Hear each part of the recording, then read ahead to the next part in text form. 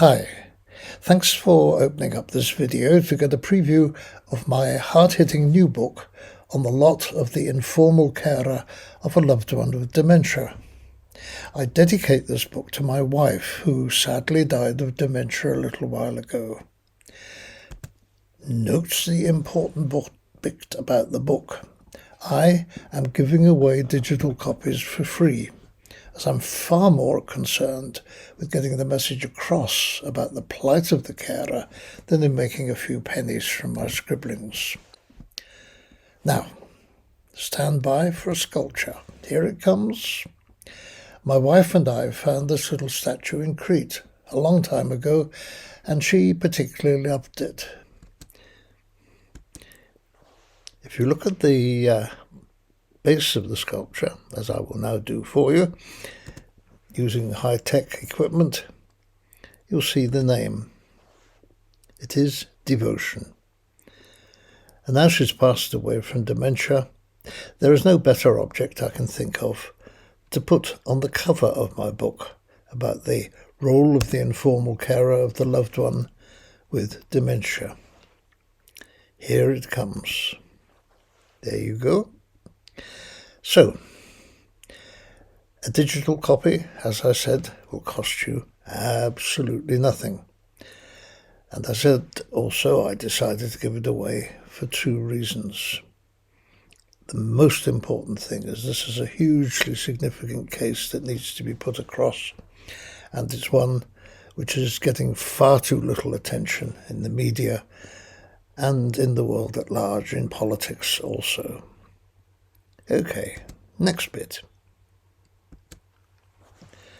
Who am I? I'm a long-retired academic who's been involved in all aspects of writing, from director of publishing companies to writing, editing, translating, and journalism of various kinds. This book is the third in the series on caring for dementia and contains a record of my experiences of caring and all the many things I've learnt along the way.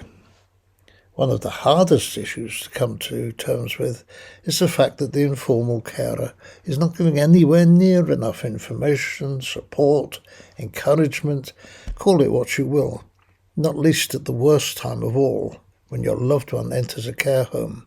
More of that in a minute. It's bad enough at the beginning. And my moral goes like this. Prevention is better than cure. More about the banana in a moment. It is far better to be advised in advance as to what might happen to your loved one than for something to happen and you have no idea how to deal with it. If you can prevent it, you can have the lady with the sweeping brush in to clear it away. But most of the time you end up firefighting and suffering as a result. Why is no one bothering to support the informal carer as they should throughout a hugely challenging experience, and when their numbers are going to increase so substantially, hugely over the passing years? Here's just a sample of what you ought to know about. There's much, much more in the book. Here we go. First of all,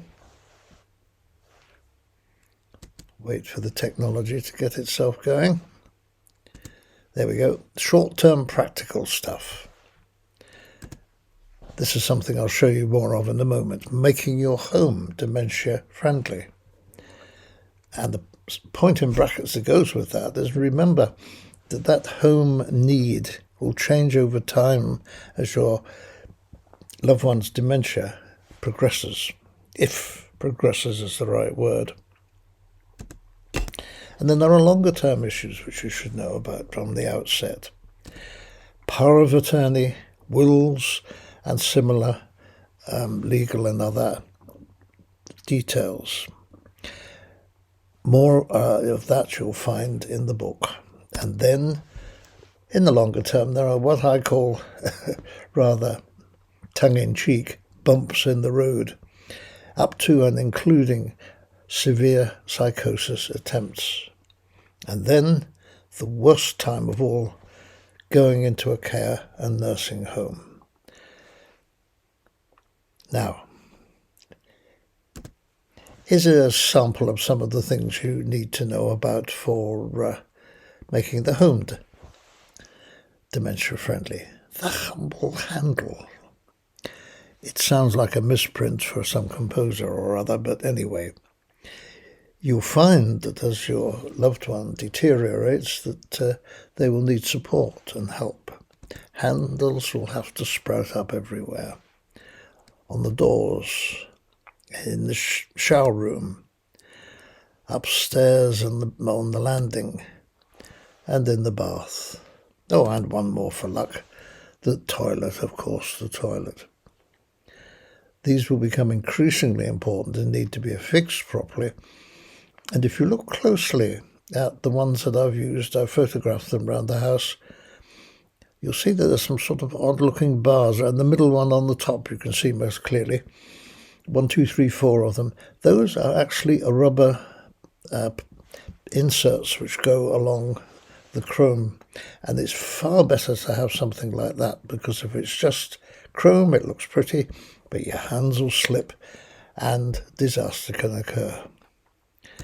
Here's another example of things that are important, which this one is quite easy to deal with. Plugs and sockets. Here on the left you'll see a picture of a wall with 2 sockets at the top and one at the bottom.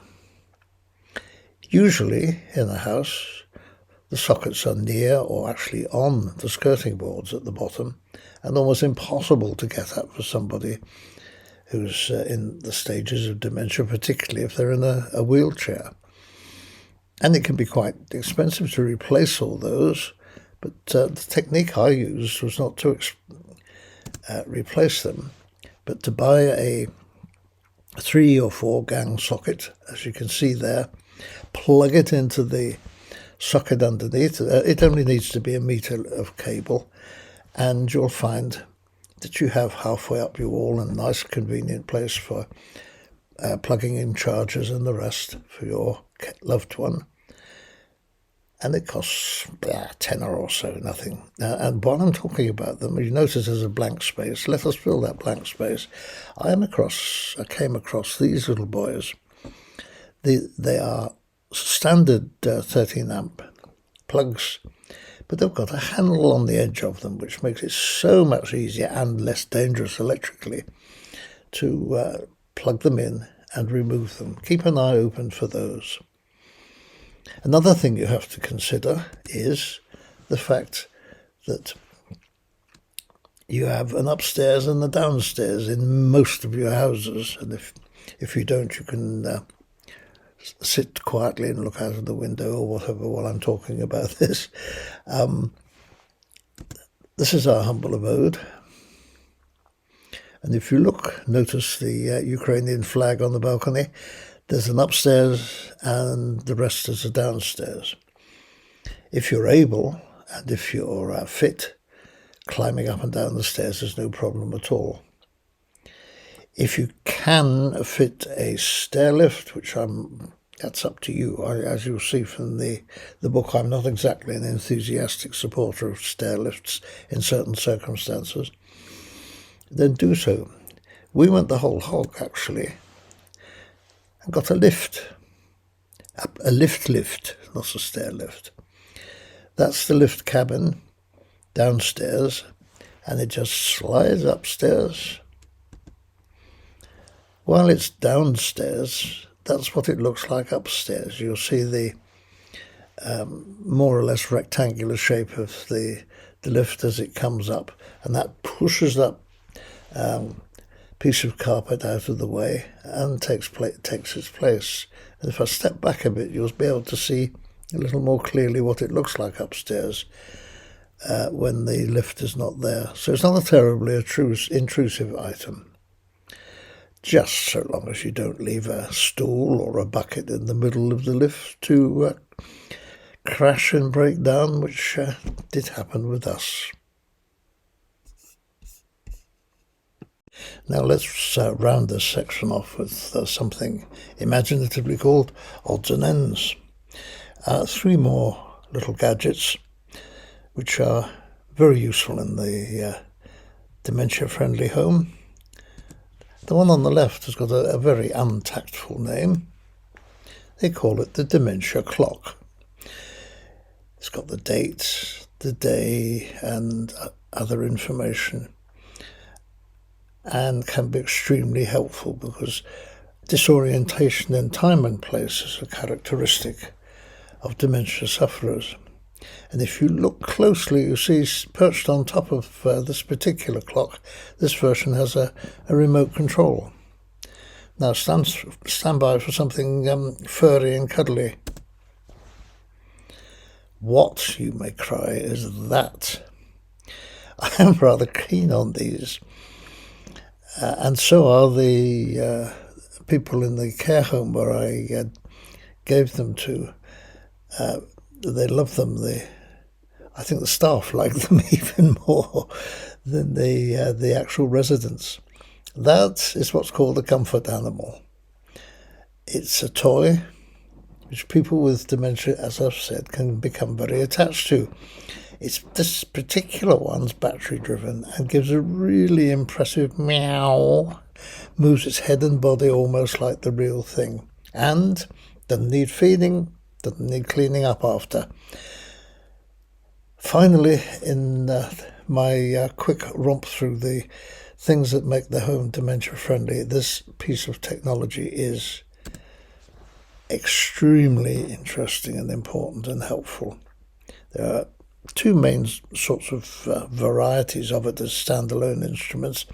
The one on the left is a little one that has sound only, and the one on the right, as you can see, has a screen with images. This is an Alexa, or Siri if you're using someone else's technology.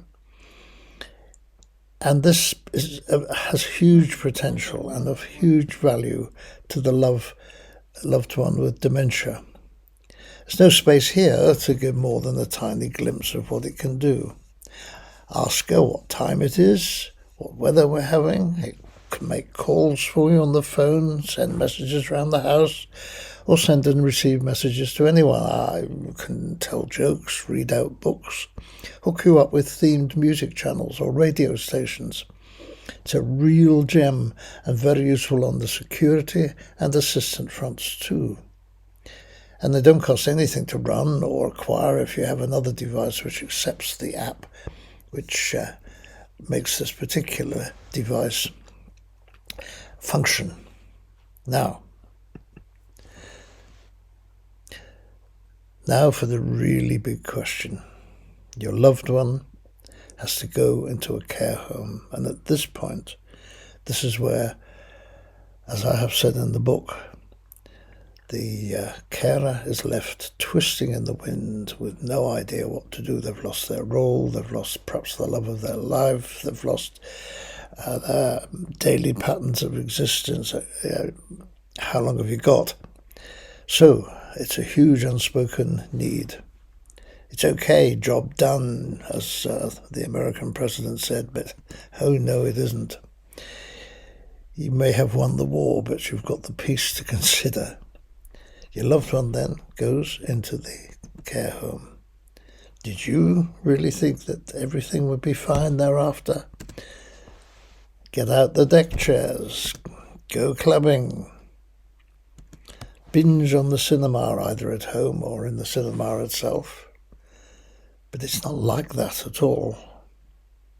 Here are just some of the feelings you'll experience, and without any way of getting standardized professional help in coping with them. You'll be feeling guilt. More of that in a second. Sense of inferiority. That goes with the guilt, as you'll see. That feeling of, why me? And then at the same time, anticipatory grief. I'll explain that in a second. And a lack of a sense of purpose, and more. Right, let's explain guilt a bit more. It's not the usual kind, not your common or garden guilt caused by having broken the law or having similarly behaved badly, where people stand and point the finger at you, look at a naughty boy or girl that he has been. It's something quite different. It's more a sense of not measuring up to impossibly high standards. That huge thing on the right, was my attempt at a fairground hit the bottom with the hammer and ring the bell at the top device. But in your case, it's to do with the impossibly high standards you set yourself, and you hit that and you get absolutely nowhere near ringing the bell. It makes a sense of inadequacy almost dominate you. And then going along with that, in sense, there's a sense of, I don't know, inferiority, because everyone else seems to be doing fine, or perhaps they're putting on a better act than you are. And if you look here, you'll see the lady pointing at the gentleman's chart and saying, this is how you're doing. Your result is, wait for it, that way round. And he is not entirely impressed by that situation. You feel that you're going downhill and not achieve. If only I'd done this, perhaps she or she wouldn't have gone into a home. Worst of all, there's this thing called anticipatory grief. You're mourning a loved one who's still alive, but lost in their own world of dementia. And it is such a challenging thing, because if you're looking after someone with a physical illness, you and they could be discussing it, and there'd be a level of communication. But it's what's called with dementia, and it's not an equal relationship at all. The person that you loved is becoming somebody different. Watch the hearts disappearing and melting away into the difference. That's a bit of a sad image, isn't it? And then there's another question. It's to do with survivor's guilt, a common feeling among military veterans, but also common enough in life as a whole, and I dedicate quite a bit of time to this. A similar feeling is the one that, why did it happen to me? And I'm afraid I've only got one answer to that, which sounds rather cruel, but I'm afraid that's what it is. And the answer is, why not? Bad things happen to people, and you have to cope and manage with what has happened. This is a particularly bad, particularly horrendous thing. And it can be described like this, I suppose, that the whole process of dementia is a gradual withdrawal from reality. He says, pressing the buttons, here it comes. The whole process is a gradual withdrawal from reality as you struggle to come to terms with an ever worsening situation. And you end up isolated, bewildered, alone, swinging in the wind, twisting in the wind, as I've said. Here's a quick peep at the list of chapters, and I hope you find the contents of the book of support and help to you. When you go to the website, there's the home page. You'll find in the middle, on the first row, is the book. Click on the thumbnail and you will go straight to a page which will tell you what to do next. Thank you for watching and listening, and I do hope the book will be of support and help to you.